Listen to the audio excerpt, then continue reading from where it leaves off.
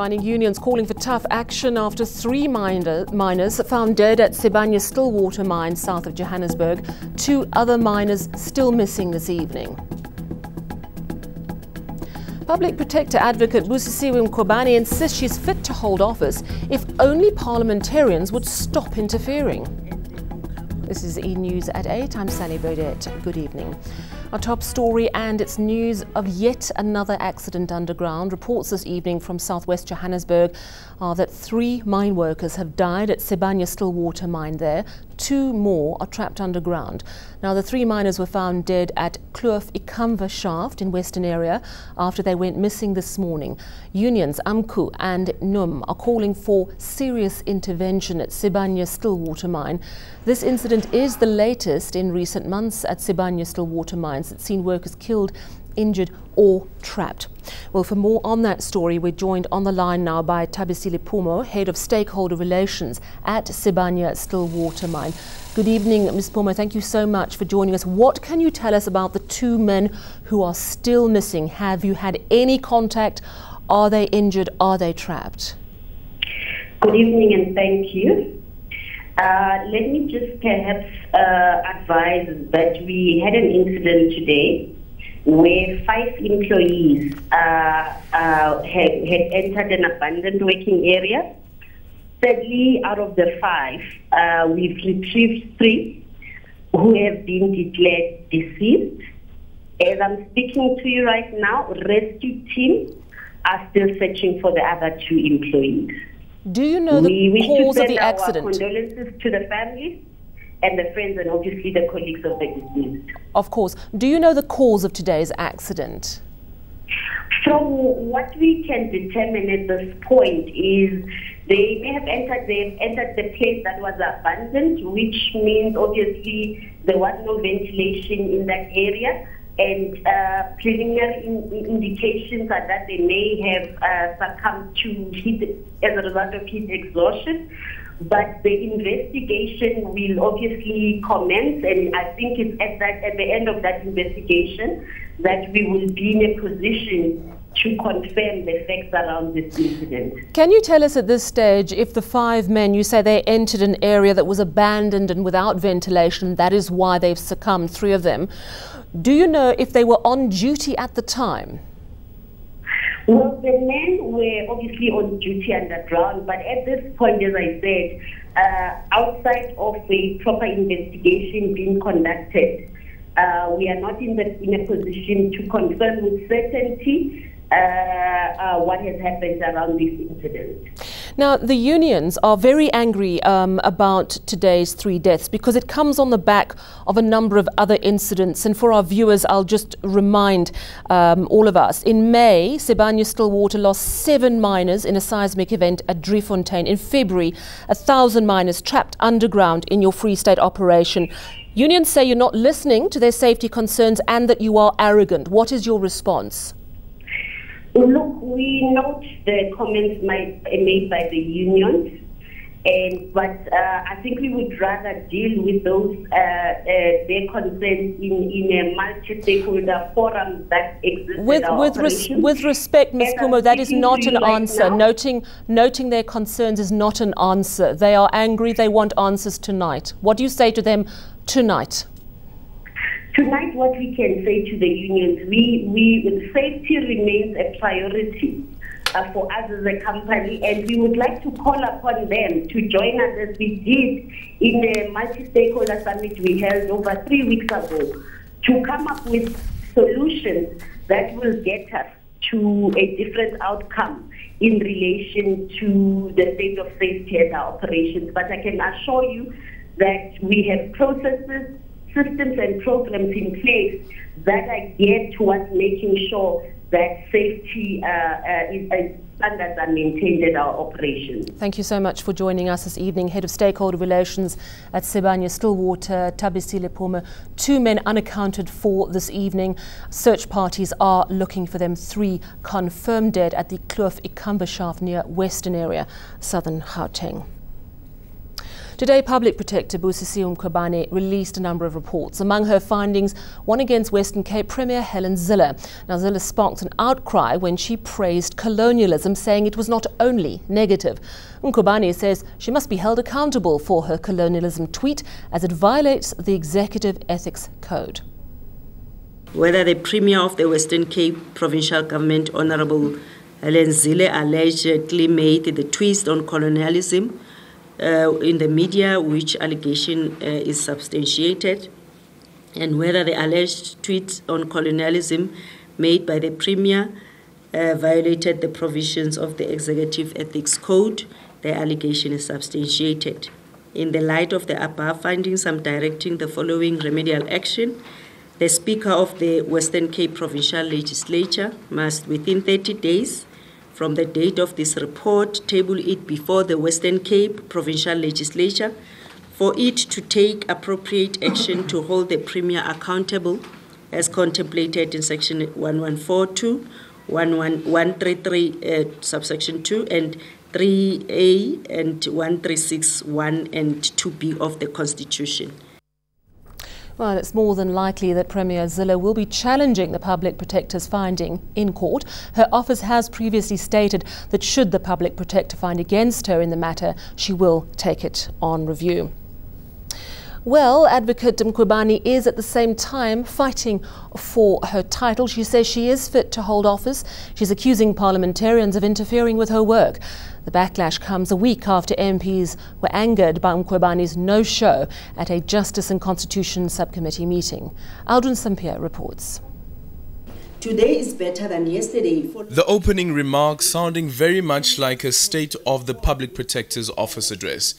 Feedback on the past 20 months since Advocate Busisiwe Mkhwebane was appointed to the office. But it is what's not detailed in her opening speech that is giving Advocate Mkhwebane a headache. She accuses MPs of getting in the way of her work. The issue of interference is more on appearing before the Portfolio Committee and most of the time ending up dealing with the matters which are before court. Under her tenure, there have been close to 10 reports taken on judicial review. Among them, the CIEX Benko report, in which the remedial action included amending the section of the Constitution relating to the role of the Reserve Bank. Mkhwebane concedes she erred, while the High Court found she lacked understanding of her constitutional duties. The ruling prompted MPs to call for a commission of inquiry into her fitness to hold office. Thank you, Chair. I'm definitely fit to hold office. Hence, I've got Vision 2023 and I would want to see that vision being achieved. But not if the DA has its way. The Subcommittee on Justice has again sent a letter to Mkhwebane for her to appear before MPs on Wednesday. This time around, the man who has been campaigning for her demise, the DA's John Steenhuisen, will also be there and deliver a presentation.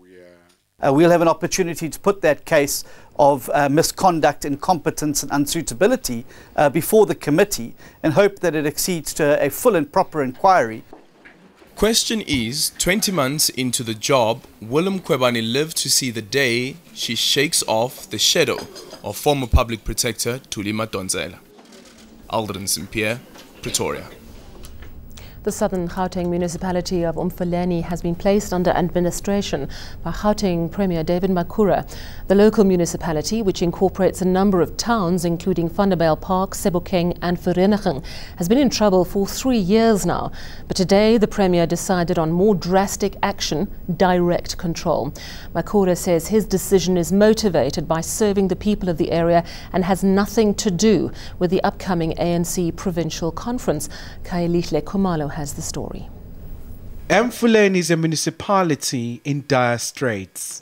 Since 2015, the Gauteng provincial government launched a number of interventions to help local officials manage its affairs.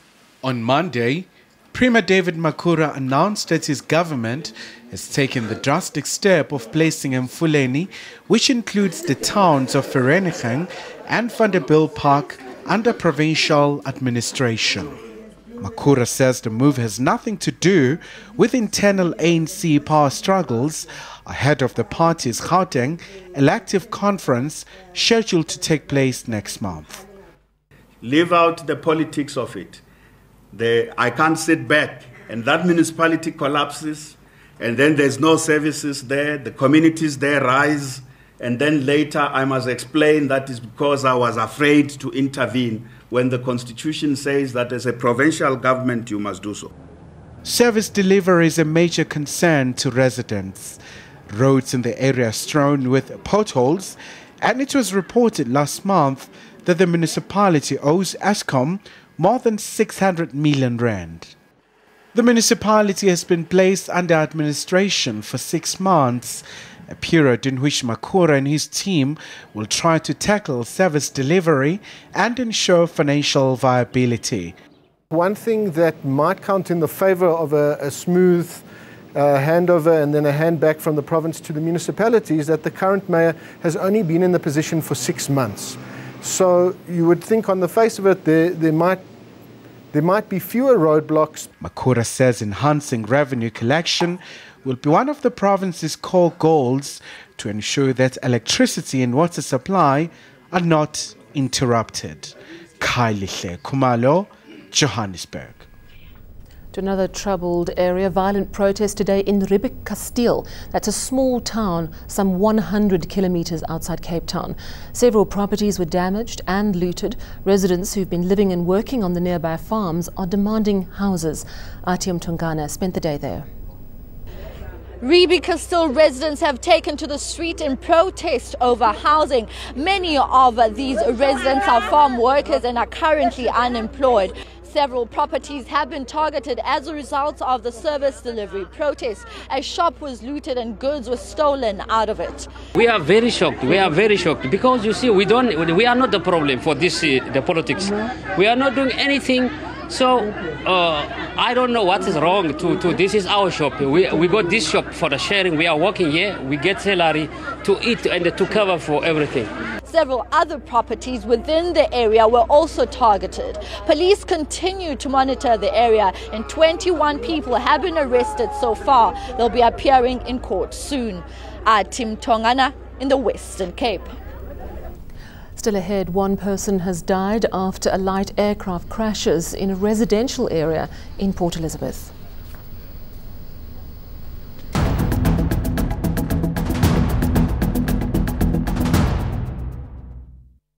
To the Eastern Cape, police have confirmed one man, the pilot, has died in a light aircraft crash in Barkens Valley in Port Elizabeth this afternoon.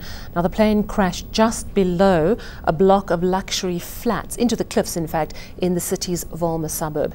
Emergency services struggled to access the crash site, dousing the flames from the top of the cliffside, while emergency officials climbed up from the bottom.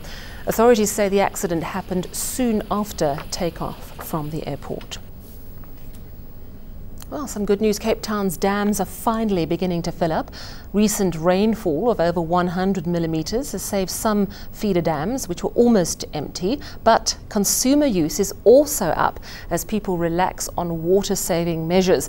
Peladi Situsa went to see how much Theewaterskloof Dam has filled up.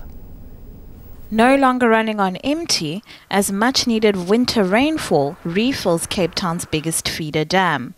Just 2 months ago, Theewaterskloof Dam was teetering on 11% capacity, with work to save the remaining bit of water hurriedly underway. The current dam levels are just over 31%, and we're seeing a week-on-week increase in dam levels, and this is because of the good rains that we've received thus far. And much more rain is expected.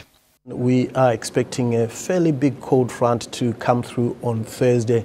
The models are indicating that we might get between 30 and 50 millimeters, and the mountains make up the catchment areas for our dams, so that could be quite significant rainfall for the dams. But this good news has seemingly caused consumers to ease up on saving water. In the past week, Cape Townians used 532 million litres daily, way above the 450 million litre target. Level 6B water restrictions will stay firmly in place to ensure this. Piledi Situsa, THIS Dam in the Western Cape.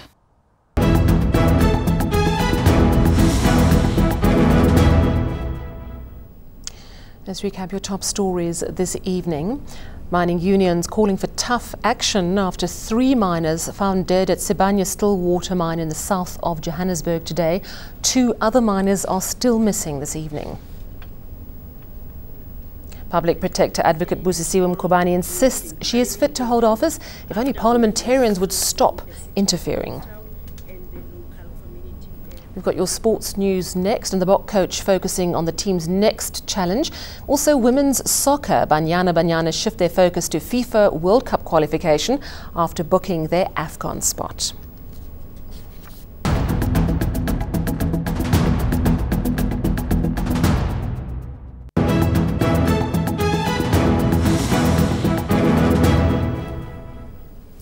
And finally, survivors of the February school shooting in Florida in the United States have given an emotional performance at the annual Tony Awards in New York. Members of Douglas High School's drama department were invited to sing at the ceremony, which celebrates the best of Broadway theatre. 17 students and teachers were shot dead by a former student on the 14th of February. Now, the school's drama department is campaigning to end gun violence in the US. Let's take a listen to their performance.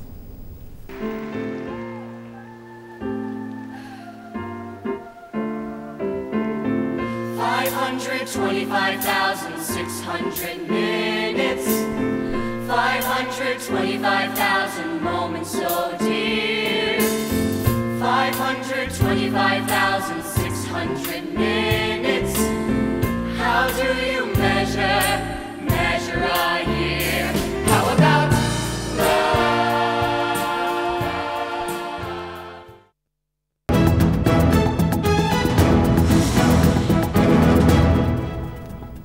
Let's recap your top stories this evening. Mining unions calling for tough action after 3 miners found dead at Sibanye Stillwater Mine in the south of Johannesburg. 2 other miners still missing this evening. Public Protector Advocate Busisiwe Mkhwebane insists she's fit to hold office if only parliamentarians would stop interfering. And that's your news from me and the team. Good night.